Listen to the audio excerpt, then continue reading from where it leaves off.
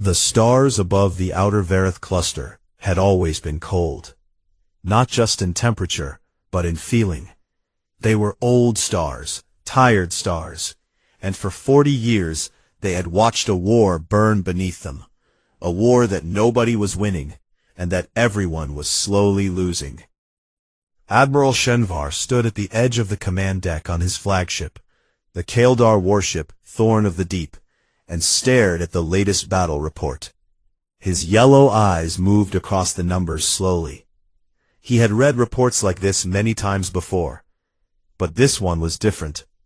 This one told him that the Kaeldar, his people, the greatest warriors in the known galaxy, had lost another 3 battalions in a single night. Not to a clever trap, not to a better weapon, just to numbers. Just to the Vreth coming and coming and coming, like water through a broken dam. The Vreth Dominion was not a civilization in the way most species understood that word. They were a hive, a mass, a living machine built for one thing: expansion. They ate planets the way fire eats wood, hungrily and without thinking. Their soldiers had no names, their commanders had no mercy, and their queen, buried somewhere deep in the core systems, simply kept producing more and more troops, sending them outward in endless waves. When you killed 10 Vreth, 20 more came. When you killed 1,000, 10,000 followed. For 40 years, the Galactic Conclave had been trying to stop them. 7 species had joined together: the reptilian Kaeldar, the tall and ancient Thalveen, the Morokai with their 4 arms, the Desh who breathed methane, the Sul who communicated only in color, the Biren who had given up their homeworld 6 years ago, and the Ashari whose math had built half the fleet. 7 species, hundreds of warships, billions of soldiers, and still, the Vreth kept coming. Shenvar pulled up the map on the central display. Red marked Vreth-controlled space. 6 years ago, the red had taken up a third of the map. Now, it covered nearly half. Every month, another system fell. Every month, another refugee fleet arrived at whatever safe station was still left, full of creatures who had lost everything. He had not slept in 3 days. He was not sure it would help if he did. The meeting of the Conclave Council was held on Station Vigil 9, a massive structure built at the intersection of 3 safe trade routes. It was one of the few places in the galaxy that could still be called neutral ground. 7 species sat in 7 curved sections of a large circular room. The room smelled of several different atmospheres filtered through clever environmental systems. The lighting was adjusted so that every species could see clearly. It was, in every technical way, a perfect meeting room. But the meeting itself was not perfect at all. "We cannot continue on this path," said Elder Voss of the Thalveen, her long fingers folded together on the table in front of her. She was over 300 years old, and she had personally overseen 40 years of this war. Her voice was calm, but her eyes were not. "We have lost 6 systems in the last 4 months. The Biren have already lost their homeworld. The Morokai primary colony is now surrounded. I do not say these things to frighten you. I say them because we must face what is true." No one in the room argued with her. There was nothing to argue about. Shenvar spoke next. He was not a politician, and his words were not soft. "We need something different," he said. "We have tried everything we know. We have tried defensive lines, and the Vreth broke them. We have tried targeted strikes at the breeding colonies, and the Vreth simply built more. We have tried cutting their supply routes, and they adapted within a month." He paused and looked around the room. "We need a different kind of soldier. A different kind of war." The room went quiet. It was Delegate Heron of the Ashari who finally said what several of them had already been thinking. He pulled up a file on the shared display, a file that had been sitting, mostly untouched, in the Conclave's database for over a decade. "There is one species we have not approached," he said. "One that has not been part of this war." The image appeared on the display. A planet, third from a yellow star, mostly blue and green. Modest size. No particularly impressive natural features. Its inhabitants were two-legged, warm-blooded, with soft skin and relatively short lifespans. They had only reached the stars 200 years ago, barely a moment in galactic terms. Most conclave species had dismissed them years ago as too primitive, too young, and too emotionally unstable to be useful in a serious conflict. The species was called human. Their planet was called Earth. "They have no hive mind," said Delegate Mura of the Sul, her skin flickering yellow for skepticism. "They operate as individuals. Their internal conflicts. They fight each other constantly. Their history is full of wars among themselves. How would they survive even one engagement with the Vreth?" "They have survived every engagement among themselves," said Heron quietly, "for thousands of years, and they are still here." The room went quiet again. Elder Voss reached into her robe and placed a small data chip on the table. "Before we vote," she said, "I want to share something. 80 years ago, my species had a brief and difficult encounter with a small human exploration vessel that wandered into a system we claimed. There was a misunderstanding. There was a confrontation." She paused. "Our ship was larger, better armed, and crewed by veteran soldiers. The human ship was crewed by 12 people, including their commander." Another pause. "We did not win that confrontation." She let that sit for a moment. "When our surviving crew were asked what happened, they all said the same thing. They said the humans did not respond to the situation the way any intelligent creature should. They said the humans seemed to become more focused, more dangerous, more determined, as the situation got worse, not less. One of my crew wrote in her final report, 'Do not let them smell blood. You will not recognize what answers you.'" Nobody laughed. Nobody made a joke. The room was very still. The vote was taken. It was close. 4 in favor, 3 against, with significant concerns registered from all sides. But it passed. The conclave would send a distress beacon to Earth. They would ask the humans for help. They would offer resources, alliance, and territory in exchange for military support. Shenvar left the meeting and went directly to his ship. He stood again at the command deck, looking out at the stars, and thought about what they had just done. He had called for reinforcements. He had spent 40 years in this war, and he had finally admitted that his people alone could not finish it. 6 hours later, the response came back from Earth. It was not a diplomatic reply. It was not a request for more information, or a counterproposal, or a list of demands. It was a single, short transmission from something called the Unified Earth Command, and it said only this: "Acknowledged. Fleet 7 is already moving. General Vasquez will meet you at Station Vigil 9 in 4 days." Shenvar read the message twice. 4 days. Fleet 7 was already moving. They had not waited for permission. They had not asked for clarification. They had simply begun. He thought again about Elder Voss's words. "Do not let them smell blood. You will not recognize what answers you." He stared at the message for a long time. Then he went to get what sleep he could. Nobody on Station Vigil 9 was ready for what arrived. The human fleet came in fast, far faster than standard arrival protocol allowed. Conclave docking control had barely finished sending the welcome signal when the first ship cleared the jump point. Then another. Then 6 more. Then a dozen. They did not slow down gracefully the way Conclave ships did, dropping speed over the course of an hour in careful, measured steps. They braked hard and late, like creatures used to arriving in places where every second mattered. Shenvar watched from the observation deck as the human ships took their positions in the docking formation. His first thought was that they were old. Not ancient, not the way Thalvine ships were ancient, but worn. These were vessels that had seen a great deal of use. Their hulls were patched and repatched. One of the larger ships had what looked like a section of entirely different colored plating along its lower hull, clearly replaced after some kind of significant damage. A smaller escort ship had scorch marks near its main thruster array that had never been fully buffed away. His second thought was that they were wrong. Wrong in a way he could not immediately name. Then it came to him.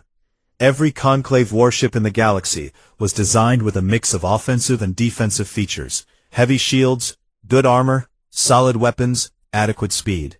Balance was considered wisdom. These human ships were not balanced. They were built almost entirely for offense. Fewer shield arrays than he would expect, lighter armor than any Kaldar vessel would carry. But weapons everywhere. Hardpoints on angles that made no defensive sense. Launch bays that could deploy an enormous number of strike craft in a very short time. These were not ships built to survive being hit. These were ships built to hit first, hit hard, and end the fight before the other side could hit back. Shenvar was not sure whether to be encouraged or disturbed. He decided both was probably the right answer. General Mara Vasquez arrived at the station 3 hours after her fleet docked. She came with a small group, 4 other humans in military uniform, and one who appeared to be a communications officer. Shenvar had studied human physical characteristics in preparation for this meeting, but seeing one in person was different. They were smaller than he had expected. The general barely reached his shoulder, and Shenvar was not considered tall even among the Kaldar. She had dark hair cut close to her head, brown skin that showed a few old scars, and eyes that were the color of deep soil after rain. She walked without ceremony, looked around the docking bay with the focused attention of someone cataloging details, and extended one hand toward him. He shook it, remembering the gesture from his research. Her grip was firmer than he expected. "Admiral Shenvar," she said. Her voice was lower than he had imagined a human voice would be. Calm, not unfriendly, but not warm either. It was the voice of someone who had learned a long time ago to keep their tone level in rooms full of uncertainty. "General Vasquez," he replied. "Welcome. We are grateful." "Thank you," she said, cutting him off without rudeness, just efficiency. "I'd like to get to the briefing room as soon as possible. I have 3 questions, and then we can talk strategy." They walked to the main briefing room together. The full Conclave Council was not present. This was a military meeting, not a political one. Shenvar, his 2 senior officers, and the Morkai fleet commander Wrath were the Conclave side. Vasquez sat down, placed a thin portable unit on the table, and looked around at each of them in turn. Then she asked her 3 questions. "Where are the Vreth breeding colonies?" Shenvar pulled up the map. There are 11 confirmed major breeding sites. 3 of them are in heavily fortified systems. The others are... "I'll need the full data package." "That's fine." She nodded once. "Second question. What's the maximum Vreth concentration point right now? Where are most of them gathered?" Wrath answered that one. "The Ket system, a moon called Ket's Hollow. We estimate 4 million ground troops and significant orbital defenses. It functions as both a staging ground and a munitions production site." Vasquez wrote something on her unit. "Third question. Who do we talk to about rules of engagement? Or is there nobody to talk to?" The room went quiet for just a moment. Shenvar answered carefully. "The Vreth do not recognize any form of treaty or agreement. They have never taken prisoners. They do not distinguish between military and civilian targets. There are no rules, General." She nodded again, and he thought he saw something in her expression change. Not pleasure exactly, but something close to resolution. Like a door closing. "Good," she said, "simpler that way." A Kaldar officer named Dorath was assigned as the official liaison between the Conclave forces and the human fleet. He moved into the human flagship, a carrier called the Steadfast Wound, a name that Dorath thought was either very strange or deeply poetic, and after 2 days aboard, he had decided it was probably both. He sent daily reports back to Shenvar. The first few were straightforward. The humans were efficient, organized, and professional. Their equipment was well maintained, despite its worn appearance. Their training exercises were relentless. But by the 4th day, his reports began to change. "They laugh before battles," he wrote. Not in a disturbed way, in a way that seems to release tension.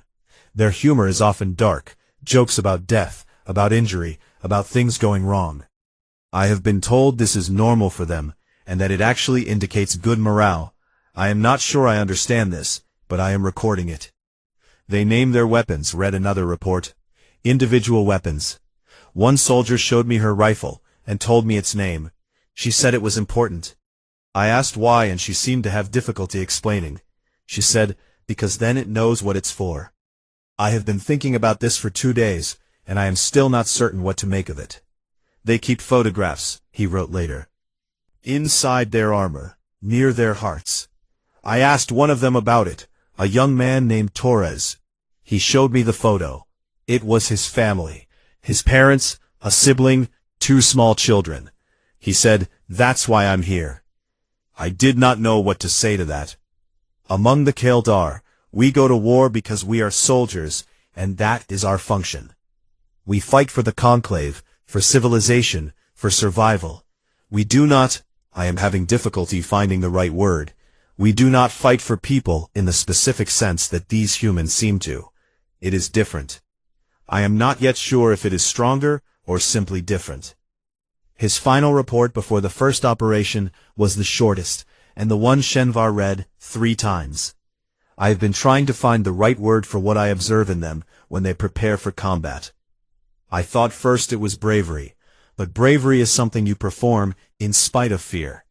I do not believe they have conquered their fear. I believe they have done something stranger. They have taken fear and changed what it does to them. In most species, fear slows. In humans, it appears to accelerate. They become sharper, not duller. More present, not less. They do not become calm. I have seen their hands shake. I have seen them breathe hard. I have seen them close their eyes for just a moment before an action. But then they move. They always move. Whatever fear does to the rest of us, in them it appears to be load-bearing. I do not have a better way to say this. I am watching something I do not yet have a word for. On the 5th day, Vasquez called the joint planning meeting. Shenvar expected her to present a support role for the human forces. Perhaps they would take a flank position, or secure a secondary objective, while the Kaldar handled the main advance. She slid a battle map across the table. The human forces were positioned in the center of the assault formation.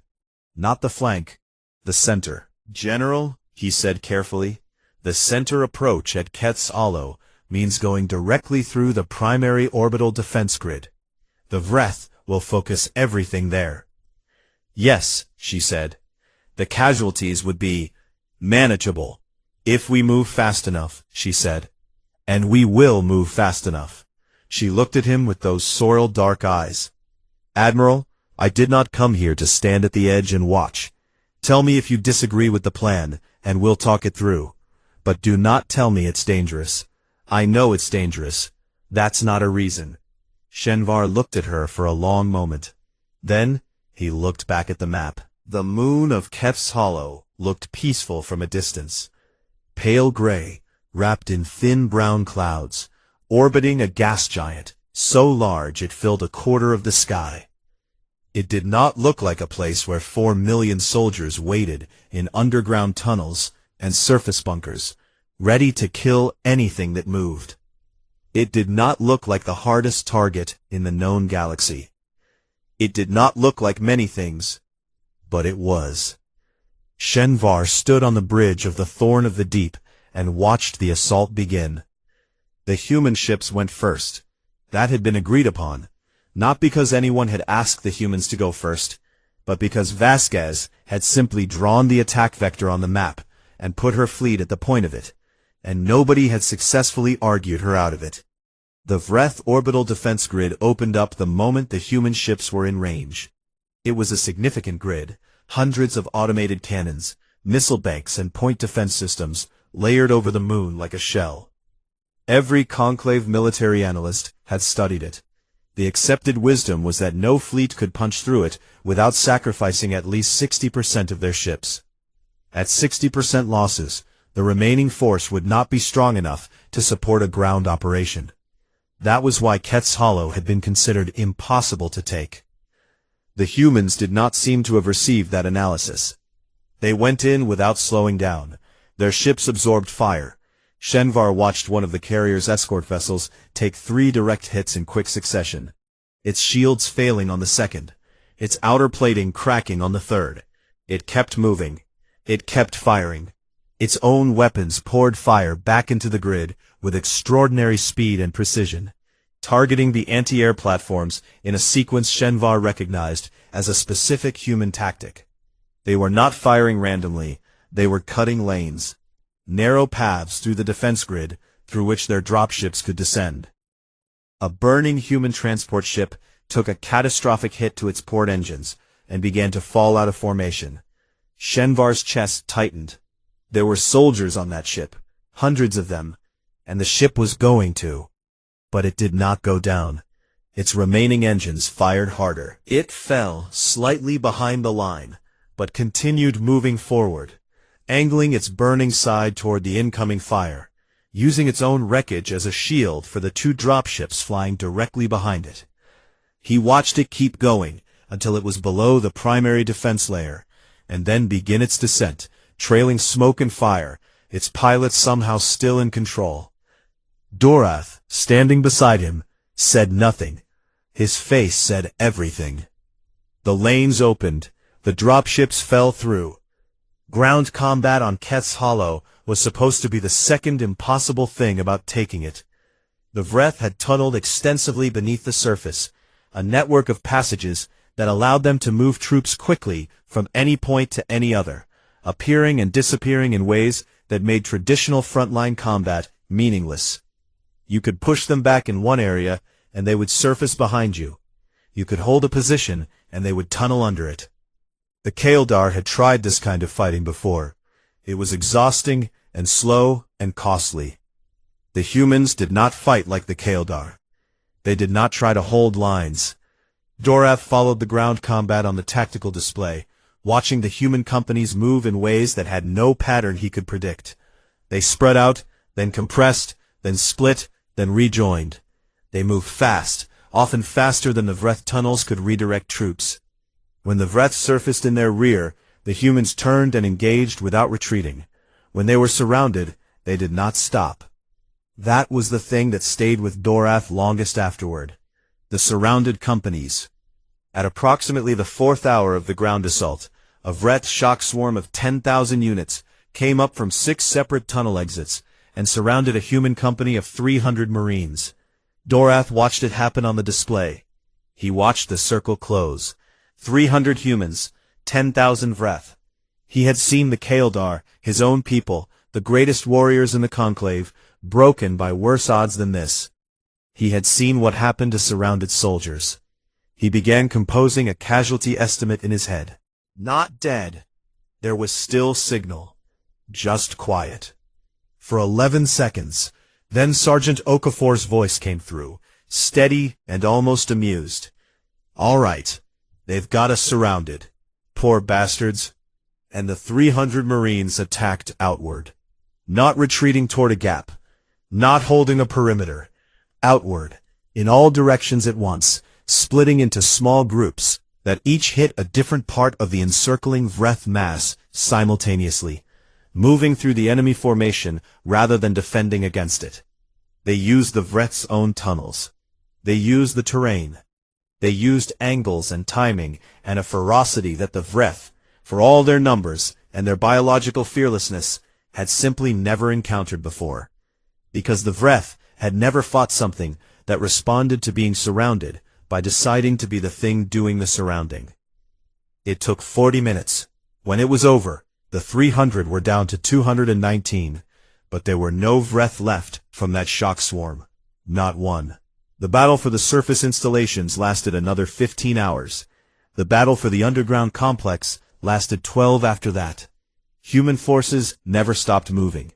When one unit was too depleted to continue, another rotated through. When a tunnel collapsed on a squad and trapped them, the next squad went in after them, even before the dust settled. Dorath watched medical staff treat wounded soldiers, who then returned to combat before Dorath had fully processed that they had been wounded. He sent Shenvar a short message during the 15th hour. I do not think they know how to stop. Keth's Hollow fell in 31 hours.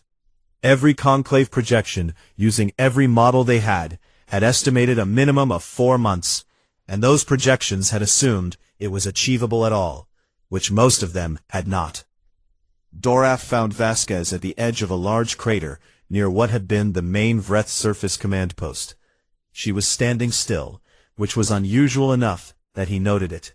She was looking out across the broken gray landscape, at the smoke still rising from 3 different locations, at the distant curve of the gas giant above the horizon. She looked, he thought, like someone who had been in motion for so long that stillness felt strange. He walked up beside her. He was not sure what to say. He settled on something honest. "How do you feel?" he asked. She was quiet for a moment. Then she said, "Hungry." She glanced at him sideways. "What's next on the list?" He stared at her. He tried to find something in her face. Exhaustion, relief, grief for the soldiers lost. Something. There was something there, he thought. Something behind her eyes that was not nothing.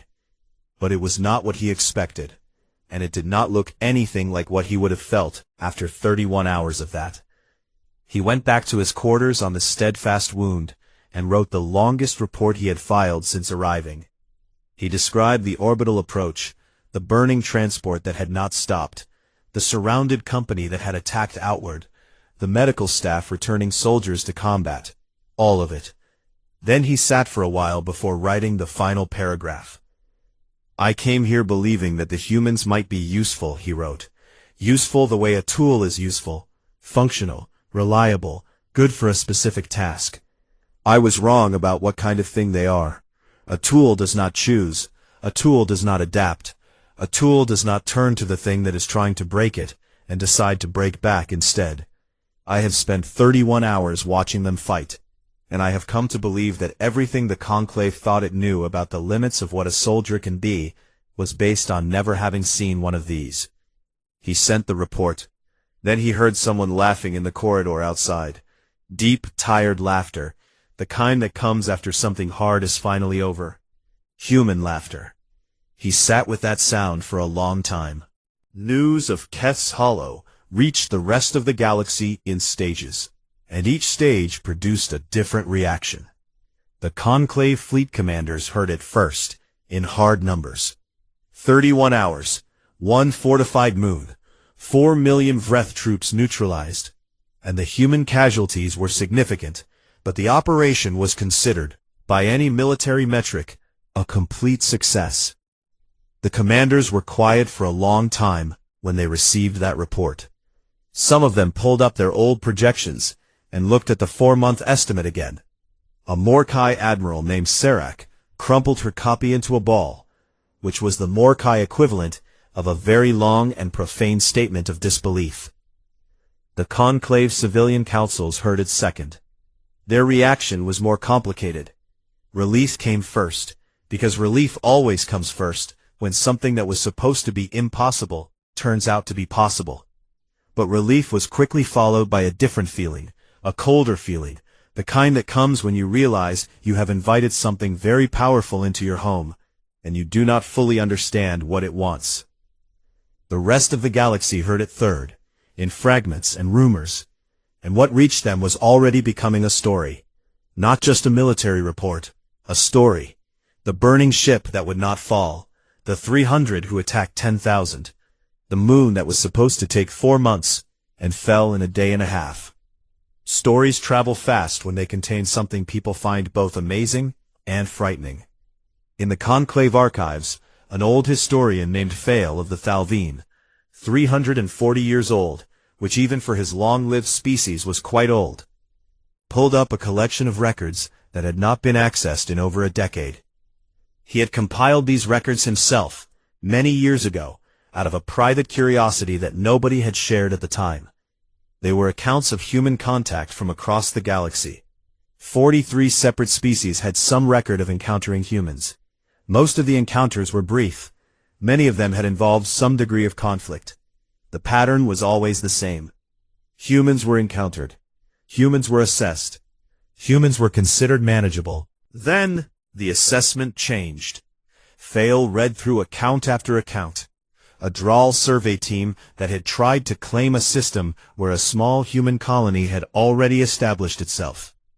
The Drawl were larger, had better weapons, and outnumbered the humans 8-1.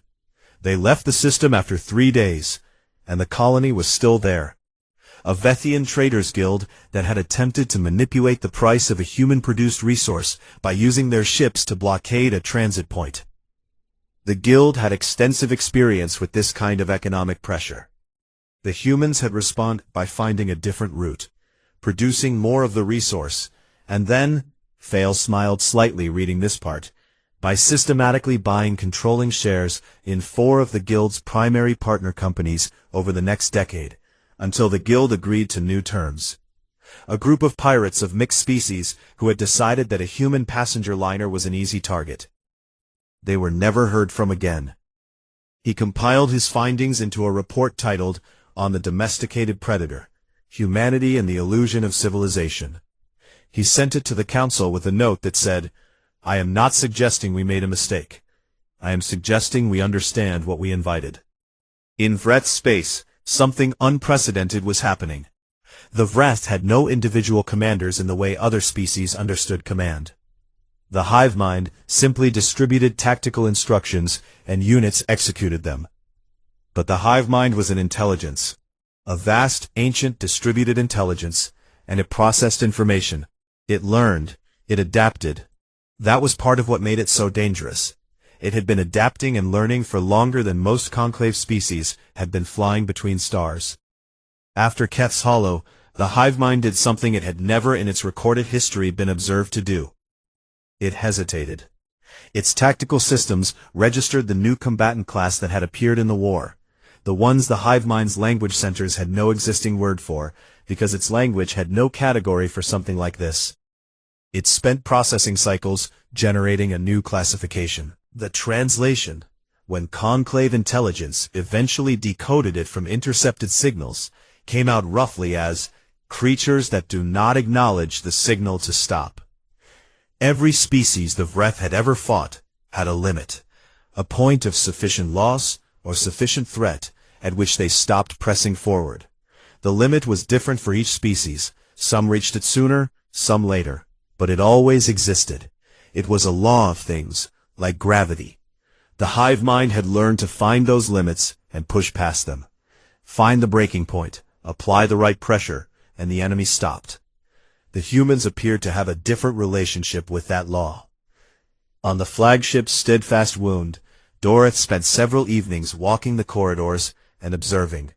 He had been a soldier and a scholar in roughly equal measure his whole life, and both parts of him were fully engaged now in trying to understand what he was seeing. One evening, he passed an open bunk room and saw something that stopped him in the doorway.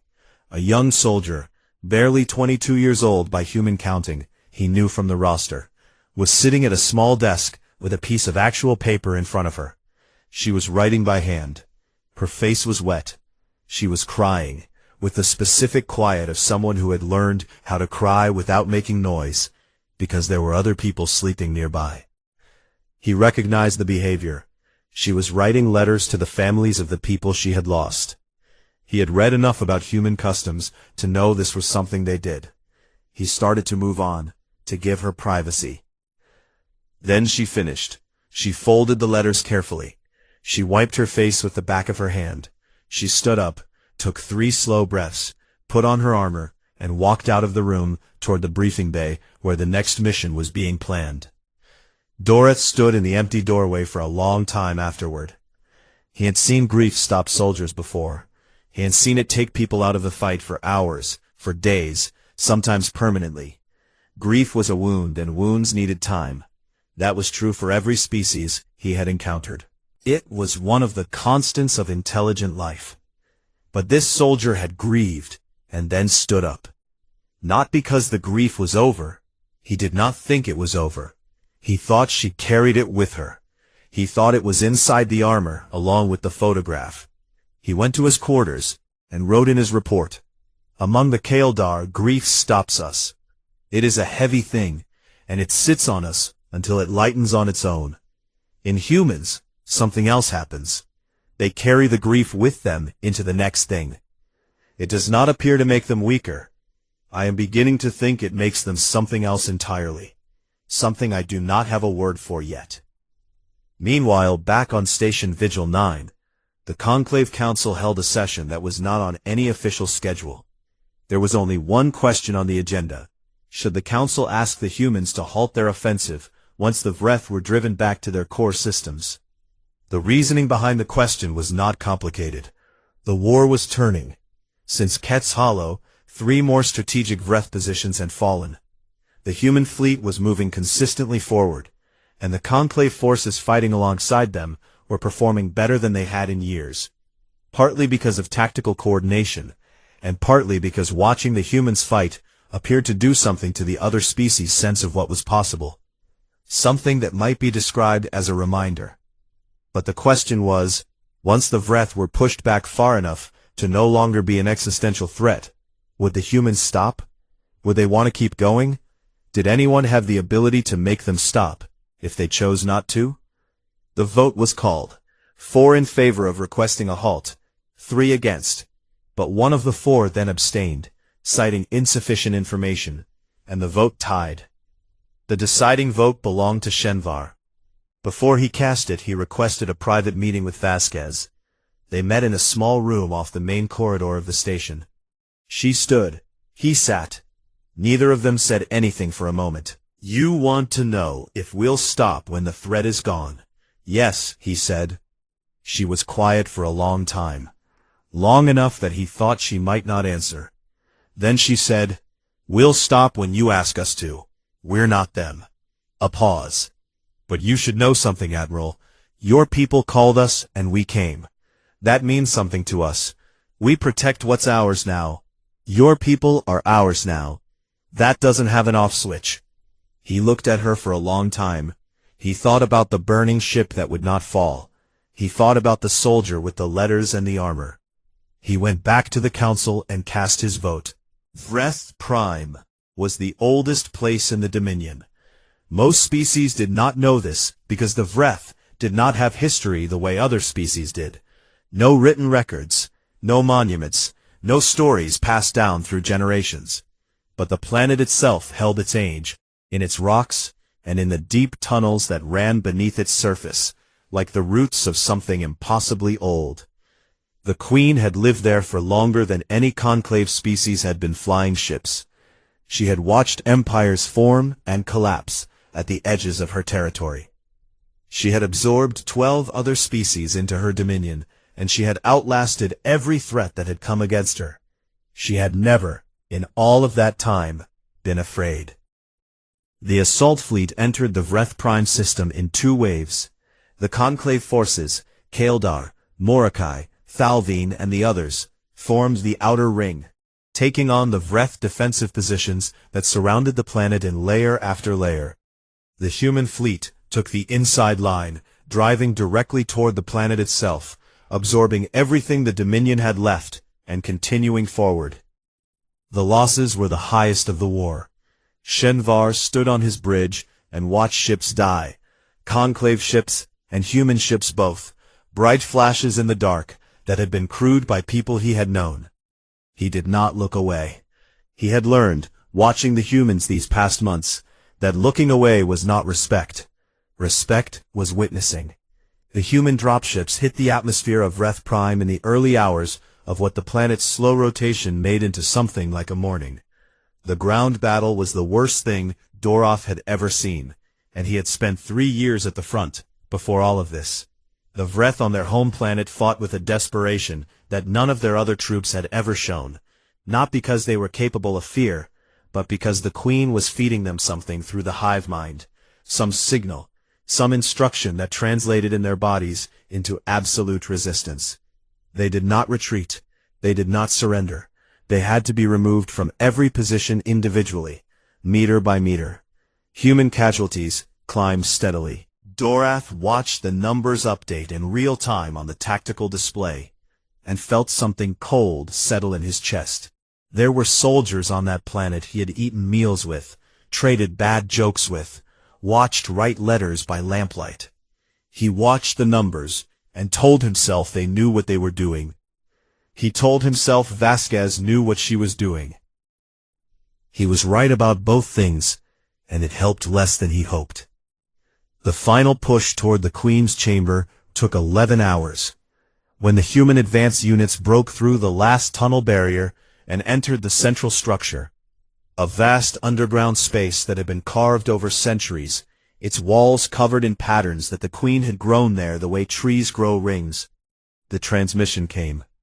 It went out to every ship in the system simultaneously, in every language the Queen had ever encountered, translated by whatever deep intelligence lived inside the hive mind, and had been processing language inputs for longer than civilization had existed in most places. It said, "What are you?" The question was not fearful, it was not a plea, it was the genuine inquiry of something very old, that had for the first time encountered something it genuinely did not understand. Vasquez received the transmission on the bridge of the Steadfast Wound. She stood at the communications array for a moment, looking at it. Then she opened a channel, not just to the Queen, but to every ship in the fleet, conclave and human alike. She wanted them to hear this. She had thought about what she would say if this moment came, and she had decided not to think about it too much, because the things that were most true were usually the things you did not have to plan. She said, "We're the ones you made the mistake of threatening first." The Queen was silent for a long time. Then her chamber was breached, and the war ended. There was a moment after the silence confirmed the Queen's death, when the hive mind, that vast distributed intelligence that had linked every Vreth soldier on every planet in the Dominion, flickered. It did not die immediately. It took several hours for the network to fail. In those hours, Vreth soldiers across dozens of systems simply stopped. They did not run. They did not fight. They stood where they were, disconnected from the thing that had told them what to be. And they were, perhaps for the first time in their existence, alone. Standing in the ruins of the Queen's chamber, surrounded by her advance team, Vasquez looked at the Vreth soldiers who had been guarding the final corridor. They were still standing, not attacking, not fleeing, just standing, swaying slightly, like trees in a wind that had stopped. One of her soldiers raised a weapon. "Stand down," she said. The soldier looked at her. "General, stand down," she said again. Her voice was quiet and flat, and not a question. The soldier lowered the weapon. There had been voices among the human fleet, and among some parts of the conclave, that had wanted Vreth Prime destroyed entirely. Remove the homeworld, remove the symbolic center of the Dominion, ensure that nothing could ever rebuild from this origin point. It was not an unreasonable argument.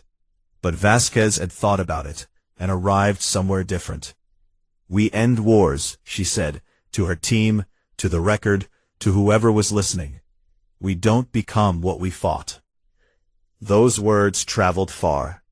Dorath recorded them in his report that evening, and years later they would appear in history texts, in diplomatic documents, in the speeches of leaders who needed to explain to their people the difference between winning and becoming the enemy. The Vreth Dominion did not end overnight. Systems had to be secured. Holdout groups had to be contained. The political work of dealing with what to do with the surviving Vreth population, disconnected from their queen, no longer a conquering force, but also no longer capable of functioning as a society, would take years, and it was hard, grinding, complicated work.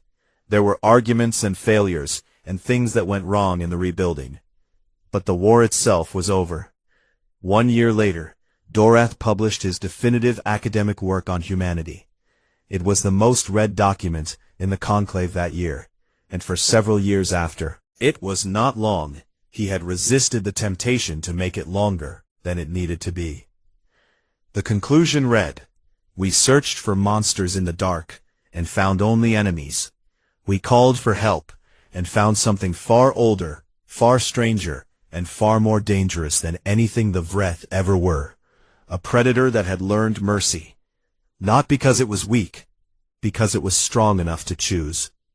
I have spent 2 years among them, watching them fight, watching them grieve, watching them laugh at terrible things, and carry their dead with them into the next battle. I have come to believe that the most important thing to understand about humans is not their strength, or their endurance, or their adaptability, though all of those things are real and remarkable.